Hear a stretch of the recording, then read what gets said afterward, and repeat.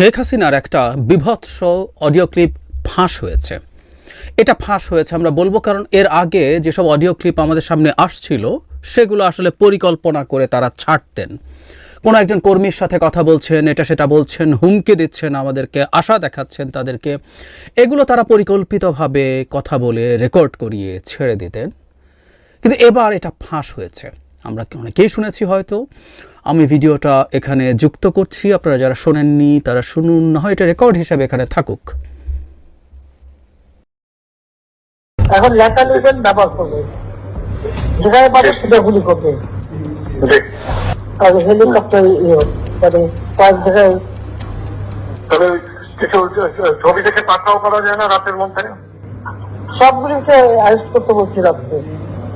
হ্যাঁ, পাকড়াও করলে না, ওটা বলা হয়, ওটা র্যাব জিএফআই সবাইকে বলা হয়েছে যে যেখান থেকে টিকাটা পাবো দেখে ফেলবে, ওটা বলা হয়। আর যেখানে গ্যাদারিং দেখবে সেখানে ওই উপর থেকে, এখন উপর থেকে পাচ্ছি, অলরেডি শুরু হচ্ছে কয়েকটা জায়গায় কমে গেছে। মোহাম্মদপুর থানার দিকে মনে হয় যাচ্ছে একটা থানার দিকে। হ্যাঁ হ্যাঁ, তোকে পাঠাই দিই রাত্রে।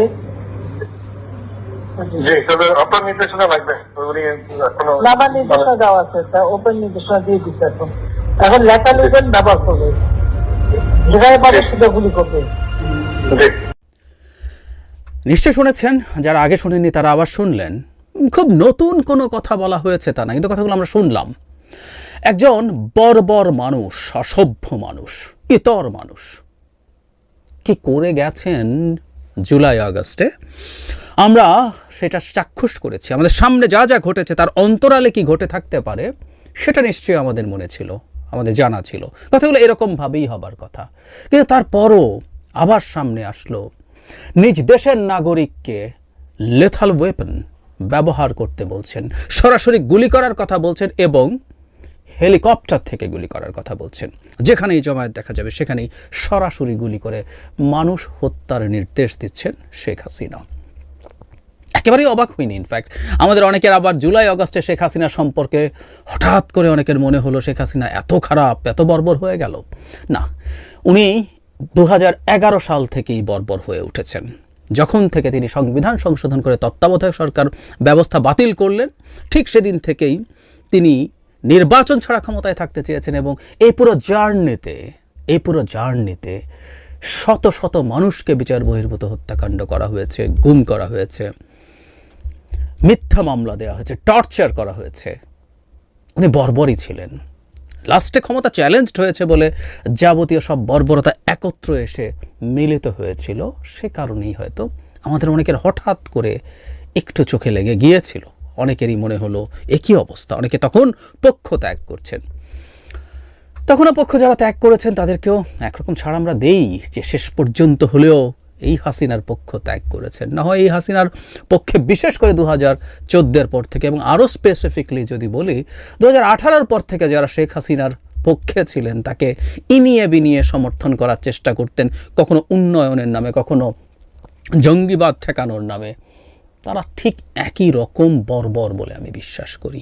আমার শব্দটা হার্শ শোনাচ্ছে, কিন্তু আমি আসলে এটা বিশ্বাসই করি। আর বিশেষ করে এবার আমরা যদি এর পরবর্তীতে একটু সফট হই, ঠিক আছে, শেষ পর্যন্ত যা ঘটেছে তারপরও যারা তার জায়গা থেকে সরে এসে এই বর্বরকে বর্বর হিসাবে স্বীকার করেন, বোঝেন, ফিল করেন এবং নতুন বাংলাদেশে এই বর্বরের কোনো স্থান হবে না সেটা মনে করেন, ওটুকুও ছাড় দেওয়া যেতে পারে। কিন্তু না, এক অবিশ্বাস্য ব্যাপার, অদ্ভুত ব্যাপার। এই জন্য আমি শেখ হাসিনার এই অডিও যেটা আমাদের সামনে আসলো, তিনি যা করেছেন সেগুলো না নতুন এক ধরনের লিটমাসের মতো আমাদের সমাজে কাজ করবে, সেটা আমি সিরিয়াসলি মনে করি।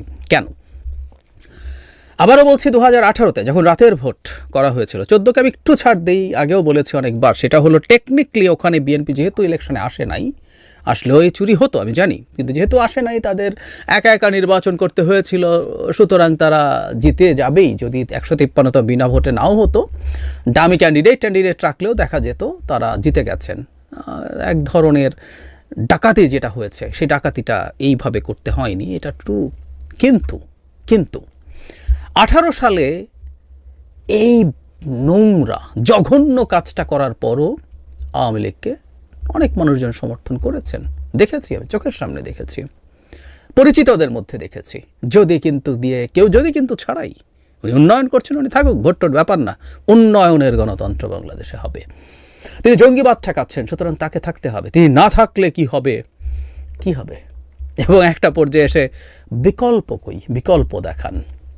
ছাত্ররা দুর্দান্ত কথা বলেছিলেন, সবাই বিকল্প না, শেখ হাসিনার বিকল্প আসলে কেউ নাই। আমি রাদার এভাবে বলতে চাই, ওনার মতো বর্বর হওয়া বাংলাদেশের মানে আওয়ামী লীগ ছাড়া অন্য কোনো কারো পক্ষে, আমি জানি না তার পরিবারের কেউ তার সমান বর্বর হয়ে উঠতে পারেন হয়তো, বা তাকে ছাড়িয়ে যেতে পারেন, তার দলের কেউ পারেন, কিন্তু এই পরিমাণ বর্বর হওয়া কারো সম্ভব না। সুতরাং শেখ হাসিনার আসলেই বিকল্প নাই। কিন্তু তার এটাকে অন্য অর্থে ব্যবহার করতেন, বাংলাদেশ রসাতলে যাবে, বাংলাদেশ ডুবে যাবে, বাংলাদেশ শেষ হয়ে যাবে তিনি যদি না থাকেন। না, ইটস নট হ্যাপনিং। একটা দেশকে ধ্বংসস্তূপে পরিণত করে যাওয়ার পর, এটা সত্য, আমি বিশ্বাস করি এই সরকারটা যদি আরেকটু মানে এই সরকারের যথেষ্ট পরিমাণে এফিশিয়েন্ট হওয়ার সুযোগ ছিল, despite all the criticism. Sheikh Hasina সব ধ্বংস করে গেছে, অর্থনীতি, আইন শৃঙ্খলা, দেশের সব প্রতিষ্ঠান, কিন্তু অনেক বেশি এফিশিয়েন্টলি কাজ করার সুযোগ ছিল ডক্টর ইউনূসের নেতৃত্বে। এটা ওনারই ব্যর্থতা, ওনাকে নিতে হবে। তিনি যে টিম দিয়ে কাজ করছেন, যেভাবে কাজ করছেন, এটা আদতে কোনো ইম্প্যাক্ট ফেলতে পারছে না। সুতরাং খুবই বাজে পরিস্থিতি তৈরি হয়েছে মানি, কিন্তু তারপরও আমি বলছি এই ব্যর্থতার পরও দেশ হাজার গুণ ভালো আছে, হাজার গুণ ভালো আছে, এবং আমরা ভালোর পথে এগোবো। আমাদের একটা নির্বাচন হবে, নির্বাচিত সরকার আসবে, সেই নির্বাচিত সরকার আমাদেরকে স্বর্গে নিয়ে যাবে তা বলছি না, কিন্তু যদি ভবিষ্যতে নির্বাচনী প্রসেসটা থাকে, সেই সরকার হাসিনার মতো বর্বর হয়ে উঠবে না। কিন্তু এরপরও বিশেষ করে আমি যে প্রসঙ্গে এই কথাটা বারবার টানছি, জুলাই আগস্ট দেখার পরও মানে এই যে হাসিনা কি বলেছে অডিও কলে একজন গোয়েন্দা কর্মকর্তাকে, সেটা তো জানা দরকার নাই। রাস্তায় গুলি হচ্ছে, সরাসরি লেথাল ওয়েপন ব্যবহার করে মানুষ হত্যা করা হচ্ছে, মাথায় বুকে গুলি করা হচ্ছে, নিজ দেশের নাগরিকের উপরে লেলিয়ে দেওয়া হচ্ছে, হেলিকপ্টার থেকে গুলির ভিডিও আমরা দেখেছি। এগুলো তো হাসিনার নির্দেশ ছাড়া হয় নাই, এটা তো জানতাম, এটুকু তো জানা যায়, বোঝা যায়। হাসিনা যতই বলুক মিছিলের মধ্যে, ভিড়ের মধ্যে থেকে নাকি আওয়ামী লীগ, বিএনপি জামায়াতের লোকরা হত্যা করে তার উপরে দায় চাপিয়েছে, এসব বলছেন। আমরা তো তখনও জানতাম আসলে এসব নির্দেশ কার, এসব সিদ্ধান্ত কার। জাতিসংঘ যে রিপোর্টে বলেছে, নাথিং ওয়াজ নিউ, ওই রিপোর্টে আলোচনার সময় বলেছিলাম যে এখন জাতিসংঘ সার্টিফাইড, কিন্তু এটা শেখ হাসিনা, তার স্বরাষ্ট্রমন্ত্রী সহ তার অ্যাসোসিয়েটদের প্ল্যানিংয়ে, কোঅর্ডিনেশনে, এই পরিকল্পনা এবং সমন্বয়ের মাধ্যমে এই ব্রুটাল, বিভৎস, জঘন্য হত্যাকাণ্ড ঘটানো হয়েছে নিজ দেশের নাগরিকের ওপরে। এটা নিয়ে কোনো কনফিউশন নেই। তারপরও কিছু লোকজন, কিছু না, সংখ্যাটা খুব ছোটও না, আমি আমার আশপাশে দেখি যারা এখনও তাদের আপার কথা বলেন, তাদের আপা না হলে কি হবে, তাদের আপা আসার অপেক্ষা করেন, আপার বিকল্প নেই, আগেই ভালো ছিলাম ধরনের আলাপ করেন। আমরা আসলে এই আলাপগুলোকে চিহ্নিত করবো, এই আলাপের রাইট আছে যে কারো, আমরা এই রাইটগুলো রাখতে চাই, কিন্তু আমাদেরও এই রাইট আছে চিহ্নিত করার। এটা লিটমাস টেস্ট। এই অডিওটা শোনা গেল, যারা মনে করলেন যে তারা সত্যিই শেখ হাসিনার বয়ানে বিশ্বাস করার মতো এত শিশু, এতটাই অবুঝ যে তিনারা সত্যিই মনে করেছিলেন হত্যা হয়েছে, এটা দেখেছেন, হত্যাগুলো বিএনপি জামায়াতই করেছে। এই অডিওর পর তো আর সেই কনফিউশন থাকারও কোনো কারণ নেই। কিন্তু আমি জানি তারপরও উল্লেখযোগ্য সংখ্যক কিছু মানুষ এই বর্বরের পক্ষে থাকবে। এটাই লিটমাস টেস্ট। যারা এরপরে বর্বরের পক্ষে থাকে, কথা বলে, তারা তার মতোই বর্বর। ইয়াস, আমি বিশ্বাস করি তাই। বাংলাদেশের মাটিতে শেখ হাসিনা এবং বিশেষ করে শেখ পরিবার, আমি অনেক আগে বলেছিলাম শেখ রেহানার কথা।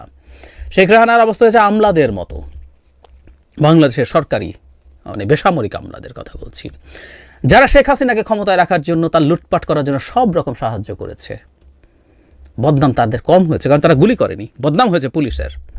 ঠিক একইভাবে শেখ হাসিনাকেই চিনলাম আমরা, তার বিরুদ্ধেই কথা বললাম, কিন্তু এই দেশটার লুটপাটের নেতৃত্ব তার মতো বা কোনো ক্ষেত্রে তার চেয়ে বেশিও দিয়েছে শেখ রেহানা। বলা হয় যে উত্তরাধিকার বা ক্ষমতার ব্যাপার থেকে দূরে রাখার জন্য এই বার্গেইন হয়েছিল ইনি ক্ষমতায় থাকবেন এবং লুট করবেন, আর উনি একচ্ছত্রভাবে লুটের নেতৃত্ব দেবেন। সো শেখ রেহানা বা আর কেউ আর কারো নেতৃত্বে যদি বাংলাদেশ আওয়ামী লীগ হতে যায়, তাদের পেছনে যারা দাঁড়ায় তাদের বর্বরতাও নিশ্চয়ই আমরা নোট করব। সুতরাং ভবিষ্যৎ বাংলাদেশে আমি মনে করি এটা একটা লিটমাস টেস্ট, একটা সমাজে কত মানুষ কিভাবে বর্বর হয়ে ওঠে এবং বর্বর থেকে যায়। এটার বৈজ্ঞানিক তত্ত্ব আছে, কোনো একদিন আলোচনা করব। কিভাবে নাজিদের যে টর্চার চেম্বার, কিভাবে নিরপরাধ মানুষকে বহু মানুষ টর্চার করতো এবং করতে করতে তারা এগুলো তাদের গায়ে লাগতো না। বৈজ্ঞানিক গবেষণা আছে। তো সেই রকম কতগুলো মানুষ আমাদের তৈরি হয়েছে, আমাদের এদের চিনে রাখা দরকার, তাদেরকে আমরা চিনে রাখবো নিশ্চয়ই।